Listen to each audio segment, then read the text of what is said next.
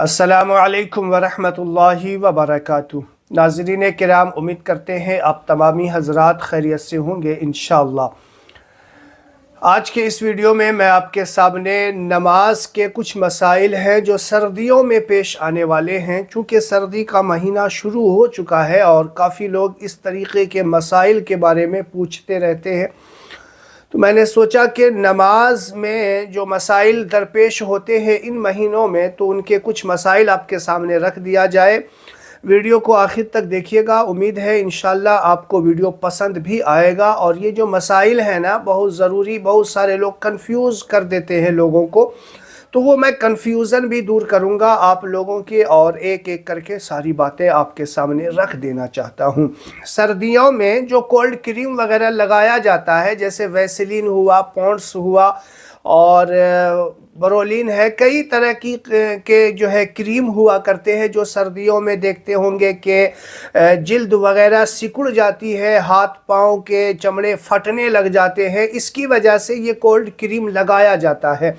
تو اب یہاں پہ کیا مسئلہ ہے کہ نماز کی حالت میں اگر کریم وغیرہ لگا کر کے نماز پڑھیں گے تو نماز ہوگی یا نہیں، یہ سوال کرتے ہیں لوگ اکثر و بیشتر۔ دیکھیے، میں آپ کو مسئلہ بتاتا نہیں ہوں، یہ میری عادت ہے کہ میں مسئلہ بتاتا نہیں ہوں، سمجھا دیتا ہوں۔ آپ کو اس طریقے سے سمجھا دوں گا کہ اس سے ریلیٹڈ اور بھی کئی مسائل آپ خود بخود حل کر سکتے ہیں۔ ایک ہوتا ہے مسئلہ بتانا، ایک ہوتا ہے سمجھانا۔ میری کوشش یہی رہتی ہے کہ میں آپ لوگوں کو مسئلہ سمجھا دوں، تاکہ اس سے ریلیٹڈ اور بھی کوئی مسائل ہونا تو آپ کو کسی کے پاس جانے کی ضرورت نہیں پڑے، کسی سے پوچھنے کی ضرورت پڑے ہی نہیں۔ اس سے ریلیٹڈ مسائل آپ خود بخود حل کر سکتے ہیں۔ سردیوں میں وضو کرنے کے بعد ٹھنڈے پانی سے ہاتھ پاؤں سکڑ جاتے ہیں، پھٹنے لگ جاتے ہیں، لگاتے ہیں، ویسلین ہو یا باڈی لوشن ہو، کولڈ کریم کوئی سا بھی ہو، لگاتے ہیں۔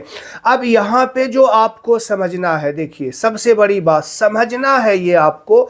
ابھی نماز کا مسئلہ ہم دور کر دیتے ہیں، پہلے آپ کو یہ سمجھنا ہے کہ جس کریم کے اندر اگر آپ کو یقین ہو کہ اس میں کوئی الکحل ملا ہوا ہے یا کوئی حرام چیز جیسے لوشن وغیرہ ہوتا ہے یا کوئی لکوڈ والی کوئی آئٹم ہوتا ہے، تو اس کے اندر بہت سارے آئٹم کے اندر جو ہے سور کا جو چربی ہوتا ہے وہ مکس کیا جاتا ہے۔ حرام چیز اگر مکس کیا گیا ہے، آپ کو یقین ہے، پتہ ہے، لکھا ہوا ہے اور معلوم بھی ہے کسی ذرائع سے، تو پھر آپ ایسی چیز سے پرہیز کریں گے۔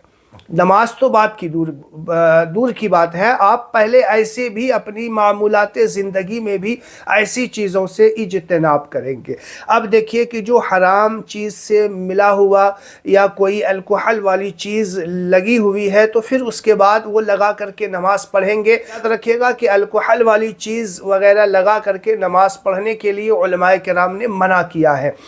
اب کچھ ایسے کریم ہوا کرتے ہیں کہ آپ اس کو لگانے کے بعد اگر وضو بنائیں گے تو پرت وغیرہ بیٹھ جاتا ہے، جو عورتیں زیادہ یوز کرتی ہیں، اور یہاں پہ عورتوں کا بھی معاملہ ہے، وہ سمجھ لیجئے کہ عورتیں کچھ ایسے کریمز وغیرہ یوز کرتی ہیں جو پرت وغیرہ بیٹھا دیتا ہے۔ پانی ہاتھ وغیرہ دھوتے ہیں یا چہرہ وغیرہ دھوتے ہیں تو جلد کے پاس پانی پہنچنے نہیں دیتا ہے، تو اب آپ کا وضو نہیں ہوگا۔ جب وضو نہیں ہوگا تو نماز کیسے ہوگی؟ بات سمجھ میں آ رہی ہے؟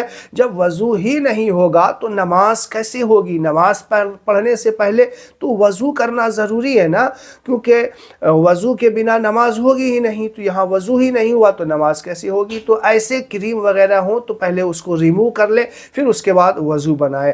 اب جیسے کولڈ کریم ہوتا ہے، ویسلین وغیرہ، اس میں بہت سارے ذرائع ایسے ہوتے ہیں جس کے اندر لوگوں کو یقین نہیں ہوتا، نہ اس پہ لکھا ہوا ہوتا ہے، نہ کسی ذرائع سے معلوم ہے، تو کولڈ کریم وغیرہ جو نارمل طریقے کا ہوتا ہے اس کو وضو کرنے کے بعد لگا کر کے آپ نماز پڑھ سکتے ہیں، کیونکہ اس سے جلد جو ہے نرم رہتا ہے۔